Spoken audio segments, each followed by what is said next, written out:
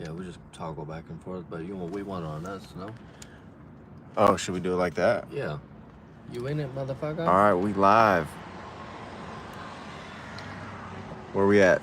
Oak Park. The 33rd and 6th Avenue. What's that little arrow for? This one? Yeah. This is our first time going live, by the way. So, Start poll. nah, we don't need a poll. But can we chat with people? I think so. All right. This is 1 year anniversary. So 1 year ago. Today. Yeah. Miles over here created the channel. Letters to my son. Yeah. So let's see. What are we gonna talk about? Well, you said there's a bunch of shit that popped off in this area. Oh yeah.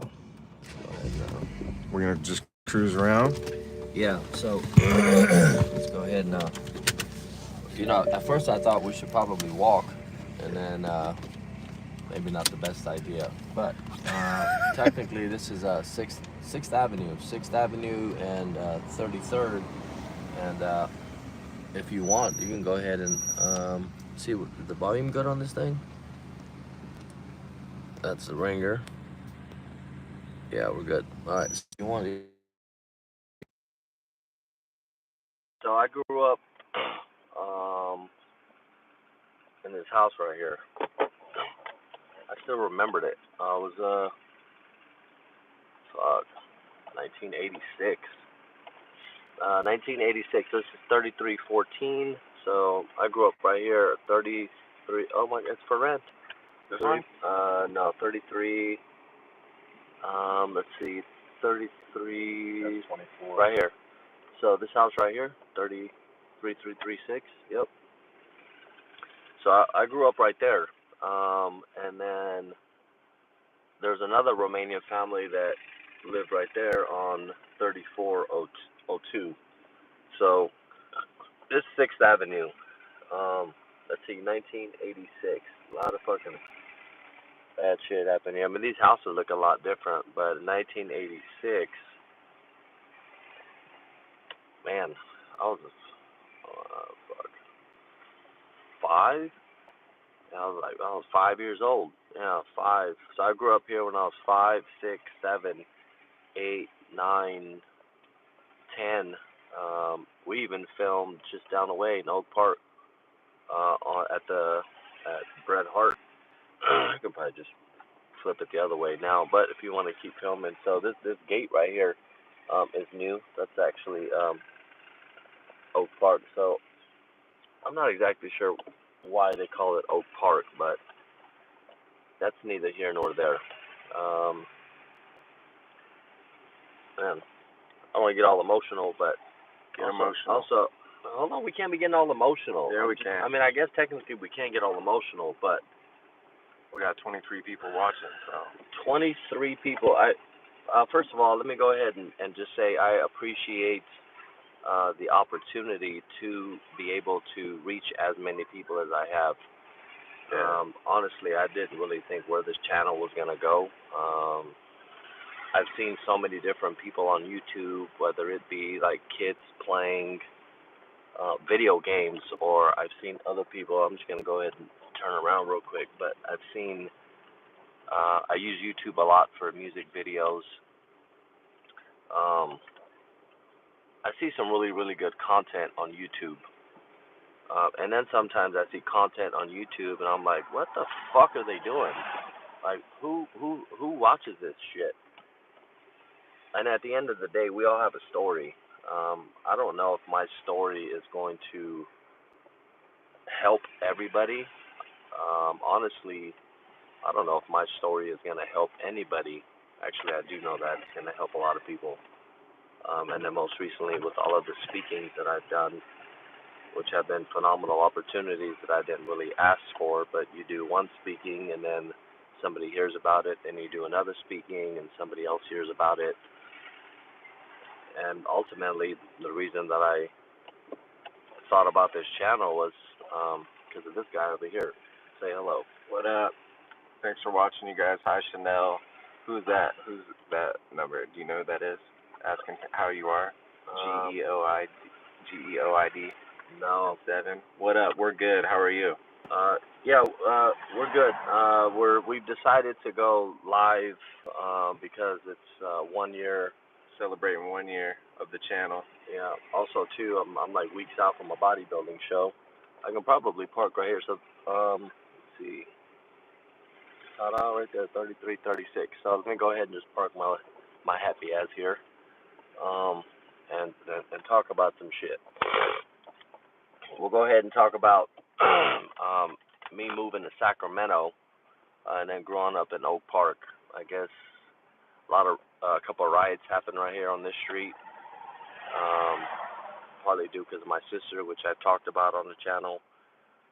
A lot of my clients have asked if I ever get embarrassed about my background. I can't really say that I can be embarrassed about my background because what's there to be embarrassed about? I really had no choice but to move here. My parents moved here from a country that was communistic. They wanted better for me, which they probably thought they were gonna have better. And since being on this channel, since having created this channel, I couldn't have done this without Miles, by the way. Like, it's all my story, but I don't have the YouTube knowledge. I don't have the skill set that Miles has, and I think together we work very well together. And might I also say that he fits me in where he can, because most recently he's done very, very well for himself with music. You know. Oh yeah. I was actually talking about Miles with one of my clients today about how proud I am. I mean, he's come a very, very long way, and you can't really duplicate hustle. You can't teach somebody how to hustle. He's encouraged me to keep going because also I'm prepping for a bodybuilding show, so I did a speaking, and I lost my train of thought every now and then, and people are very understanding.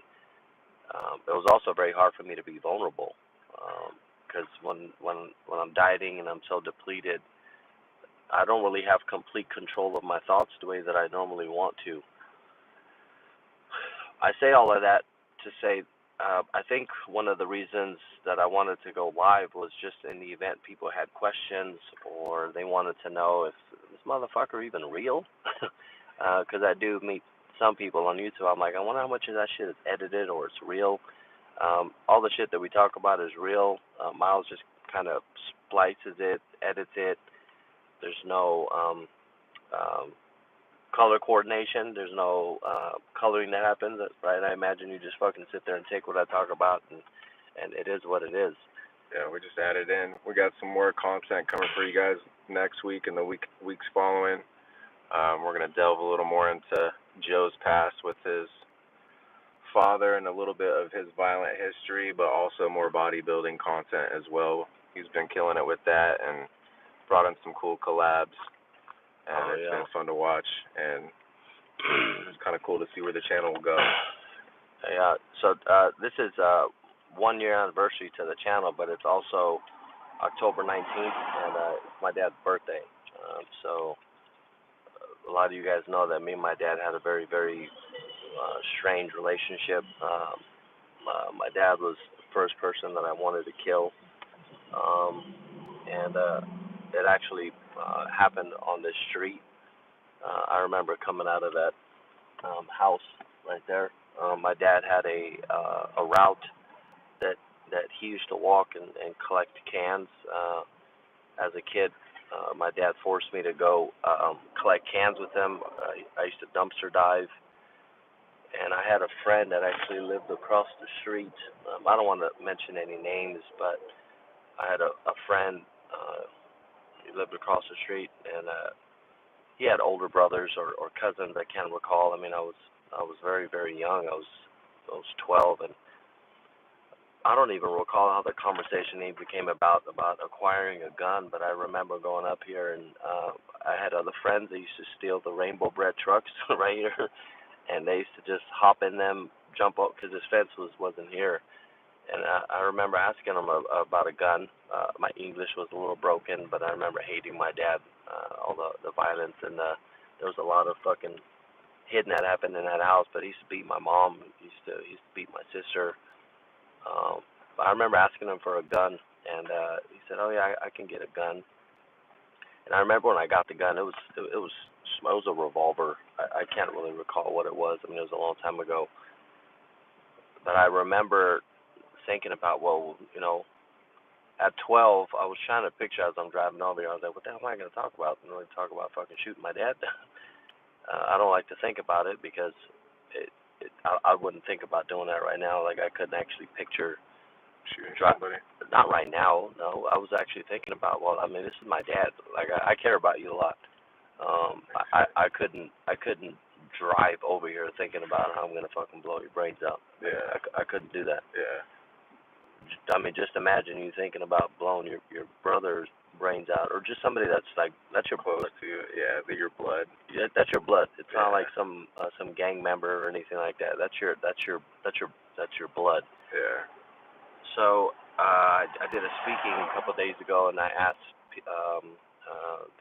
the law enforcement that was inside the class, did they hold a gun when they were 12, and nobody raised their hand. And I said, well, when I was 12 years old, I had a gun in my hand, and the first person I wanted to shoot, and not just shoot, but actually kill, because some people say, well, how do you know you wanted to kill him? I was like, because I didn't want him to breathe anymore. Like, the amount of pain that he caused me, I just physically didn't want him to breathe. And I remember, like, him beating my mom, and I was like, man, does this have to happen? But I was so young, and I was so small, and at the time, he was bigger than life, because eventually I outgrew him, because looking now in pictures, he was pretty small. And so it was hard for me to imagine shooting him, right? Because I never actually shot a gun at the time, but I know that I had so much hatred in me that I wanted to shoot him. So I remember he used to get up very, very early, probably 4 or 5 o'clock in the morning, and I was trying to remember, was I going to school? Wasn't I going to school? Like, what actually happened? I can't really remember all of the minute details. Either one, I forcefully forgot them, or I just really, really couldn't remember. But I remember getting up and hearing my dad get up, and I had the gun in my room, and I knew his route because he would take me. He would take me to collect cans. We'd go down this street, and he'd call it the rich neighborhood. We're going to go to the rich neighborhood and collect cans, and we're going to go and dumpster dive, bring TVs back, and he was just a hustler. He was just always trying to make money. And I knew that on specific days he would go to the rich neighborhood, is what he called it, and other days he would go by Pow Gym.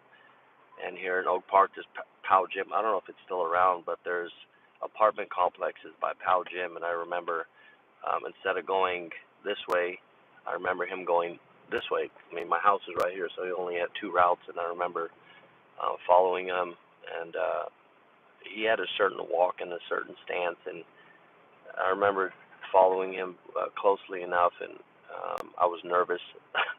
I can't recall if I peed my pants or anything, but I remember I can laugh about it now, but I do remember I was afraid and I was nervous. You know what I mean? It's just not something that a lot of people can relate to, especially at 12. Like, I don't know what you were doing at 12. I'm sure you weren't, asking your friends that lived across the street that had bigger brothers, hey, can you give me a gun? No, I wasn't. We had, like, cap guns and fake guns, but at the end of the day, a gun is a gun, and I was thinking about, I can protect my mom, I can protect myself. And I remember walking through the park, and there was a lot of homeless back then as well too. It was early in the morning, and I remember seeing homeless people. And then I knew which direction he was going to go to, because there's some apartments back there, and in the apartments there's dumpsters. Like, that's what he did. We were fucking broke. Like, we had no money. We're on welfare. We go to the food banks. I didn't have a lot. And I remember pulling out the gun. I remember pointing it. He didn't even see it. That was the whole thing, because he just was so engulfed on dumpster diving, and he was half of his body was over the dumpster, the other half was inside, looking for, just rummaging through through trash cans sometimes it's a trigger because sometimes I see people doing that and it reminds me of my childhood. Yeah. And I remember pulling a gun out on him and I couldn't do it. I wanted to, but I couldn't do it. And He didn't see you. he didn't see me. Damn. No, he didn't see me, and I remember being upset with myself, and I mean I talked about it before, you know. And there was another guy that was in the park. I don't know if it was the same guy that was in the park or somebody else, but I remember shooting him. Um, I don't recall what happened to him. I highly doubt he fucking. I mean, I was a bad aim. You know, I do recall hitting him, and I recall him, you know, hobbling away, and I can't even remember how I felt because I blocked it out, and I just remember coming home and my dad coming home, and I just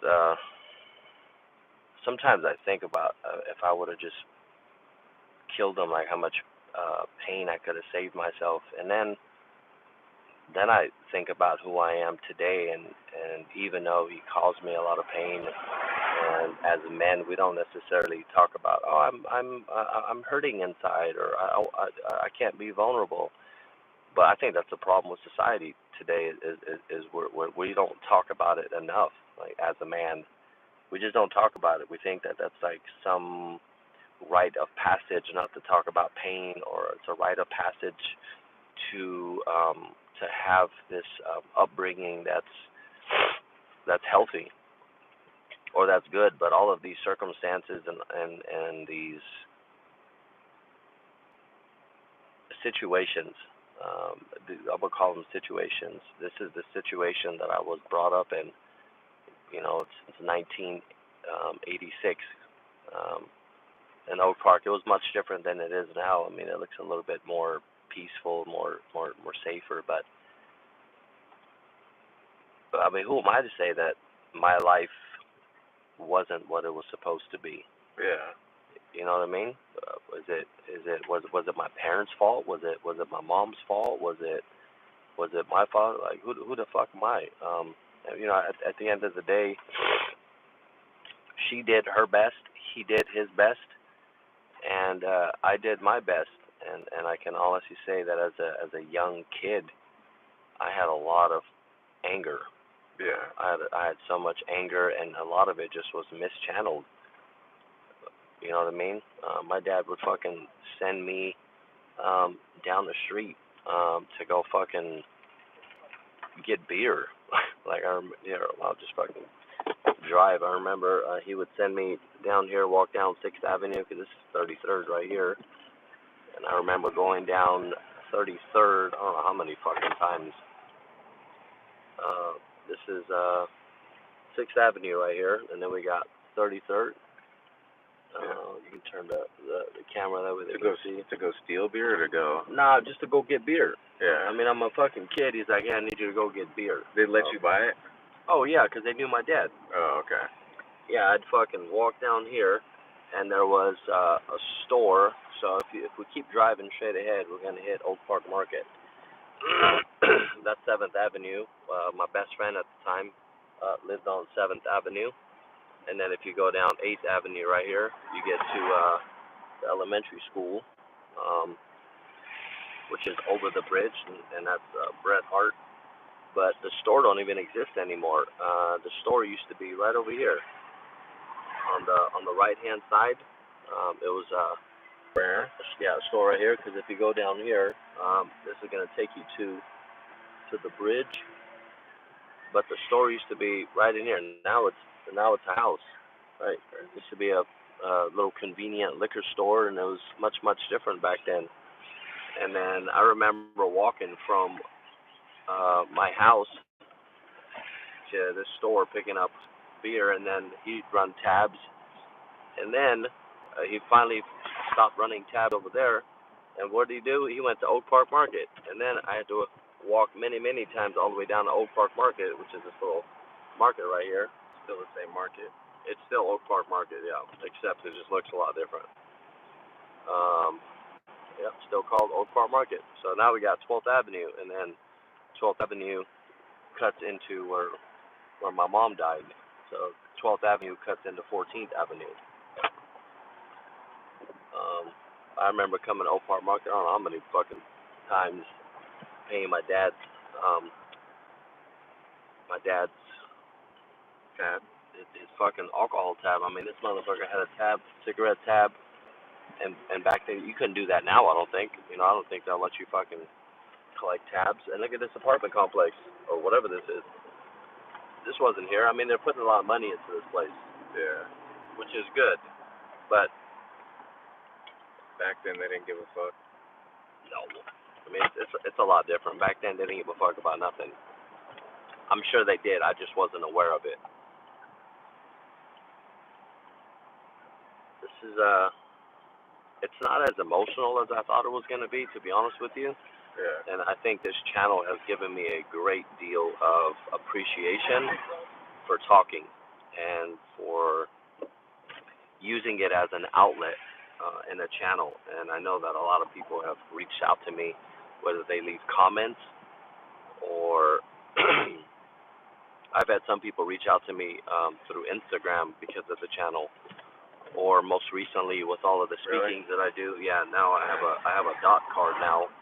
So I did the speaking, and on the dot card has the YouTube channel, has the Instagram, so it makes it much more easier for people to get in contact with me, get a hold of me, which is, I think it's great.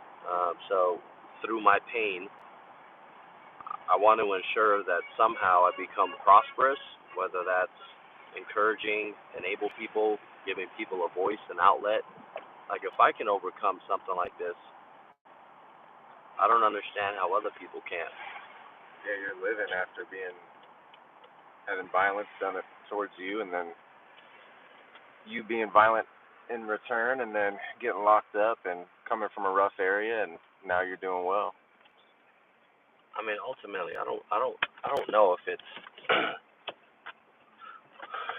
it's people's thought process that if they come from an area like this, They're a victim.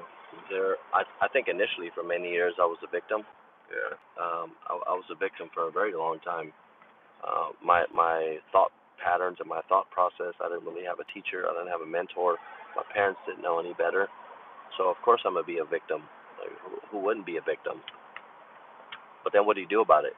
Well, I pursued on that same victim mentality, participated in gang activity, and then I carried that even further. I mean, you got to think about it. I was 10, joined a gang. At 12, I acquired a gun from another friend that lived across the street, and then from there I wanted to shoot my dad. Didn't shoot my dad. How do you think life is going to progress?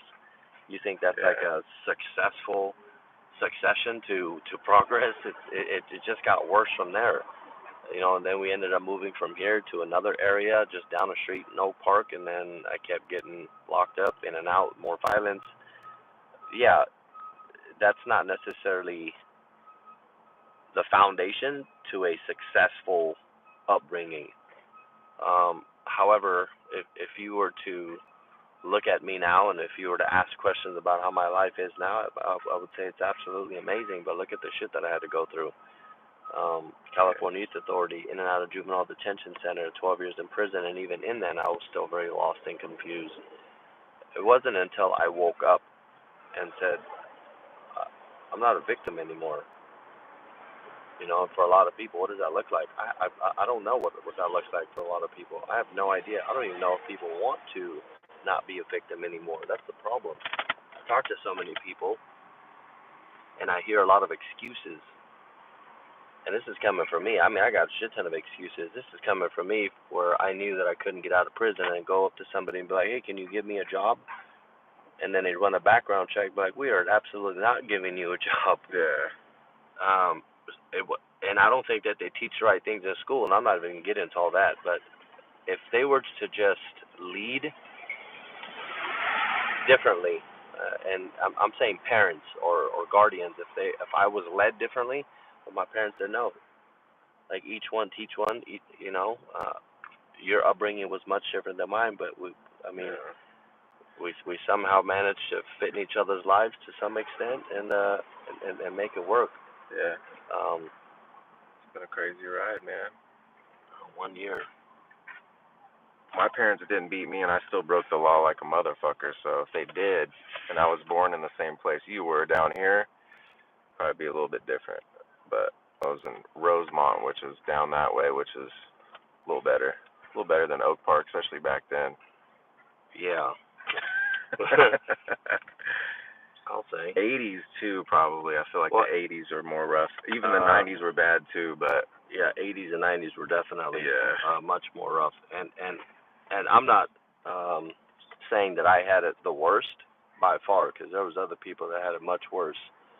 I mean, I was locked up with a kid that tried to blow his brains out, and half of his skull was just like missing and entrenched, and I had people commit suicide, and there was a number of things along the way that somehow I forgot. And even in prison, like when I had dreams, I stopped dreaming about being free because I was in prison for so long, and I remember going to sleep and dreaming about prison, like another prison. Just think about it, like you know, like that's your life. Yeah. You're institutionalized. Maybe that's what they mean by that. That's part of it. I just think it's the repetitive thoughts and it's the repetitive behavior that we do that ultimately is going to get embedded in us. And if I wanted more, patterns. Yeah, if I wanted more, I'm gonna have to do a lot more.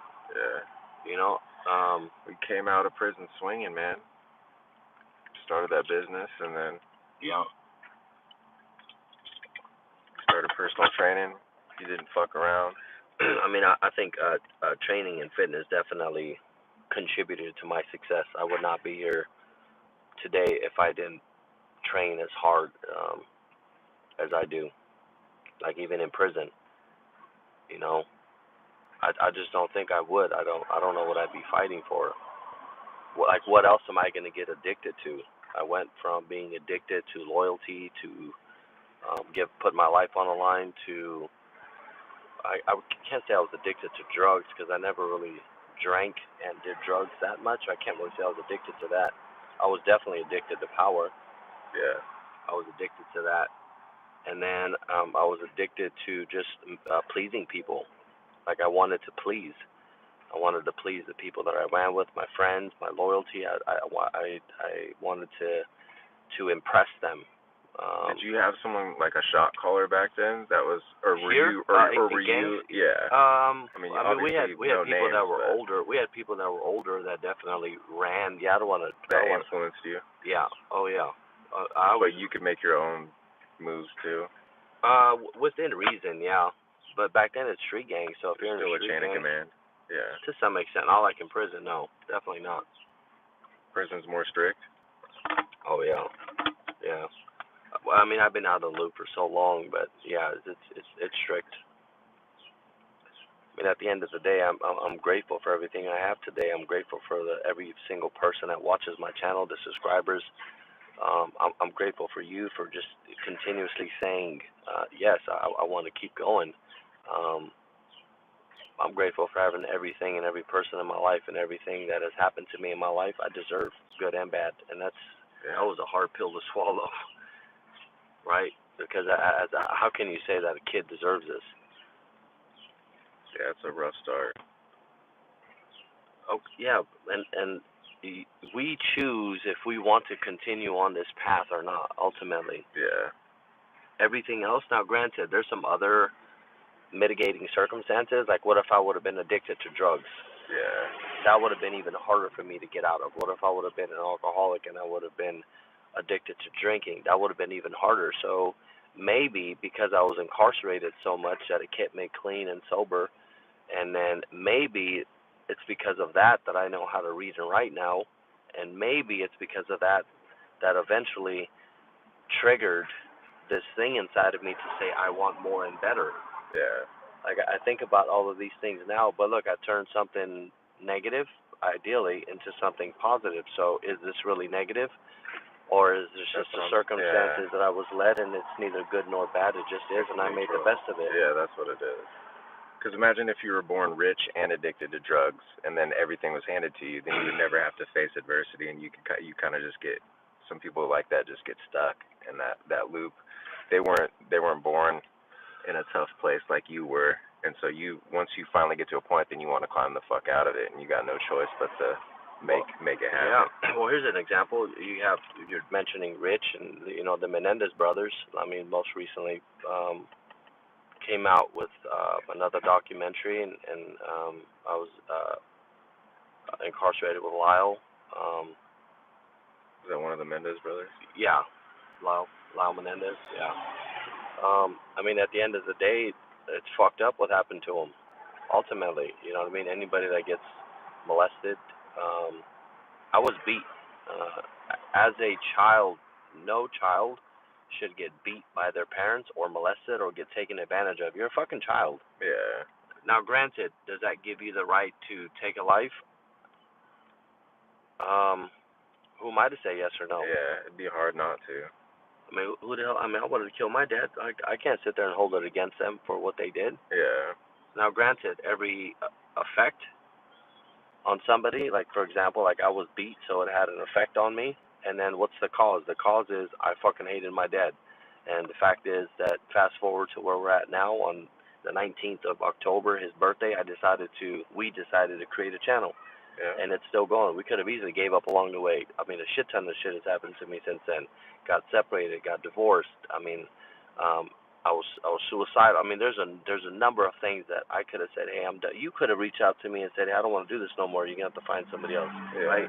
I'm sure your life it's not easy, but in the grand scheme of things, you either show up or you fucking fold like a lawn chair. I'm not gonna fold.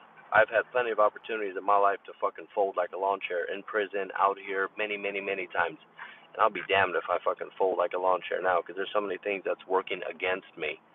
So many things. And just like a lot of other people in life, there's so many things that's working against them. You either fucking fold or you show up in whatever capacity you have and just give it your all and give it your best. And if I can say that's the primary focus of this channel, I'm going to have to say just show up. Like, show up. I mean, I don't know how simple that is, but it's so hard for a lot of people, right? Because they feel they have to show up for their spouse, for their friend, for their brother. They need to show up at full capacity. I'm prepping for a bodybuilding show, and I feel like I'm half dead most of the time. I got 2 brain cells, and they're both fighting each other. You sound half dead. But seriously, we're celebrating 1 year of the channel. Oh yeah. Hey, okay. Oh, thanks for watching. I apologize. Nayata and H. I don't know if I'm pronouncing those right, but yeah. 1 year of the channel. We'll go ahead and scroll up a bit, just so I can make sure I answer everybody's question. Hey, how are you? I drive carefully. We're driving careful. Oh, I was driving. He has the phone all in my face. So I'm just celebrating 1 year of this channel, and thank everybody for tuning in. And I also want to thank Miles for taking the time out to come out and do this with me. And like I said, he's my technical support.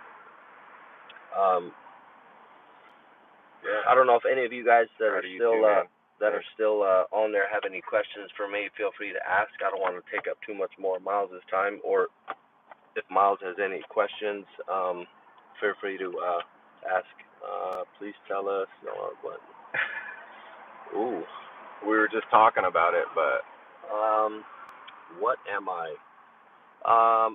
I don't know if there's a way you can scroll down to the first video that I did. Just a little bit about myself. Who is that? A-OK? A-OK. Oops, sorry. All good. I'm Joe. This is Miles. Came up with the idea to create content around my life.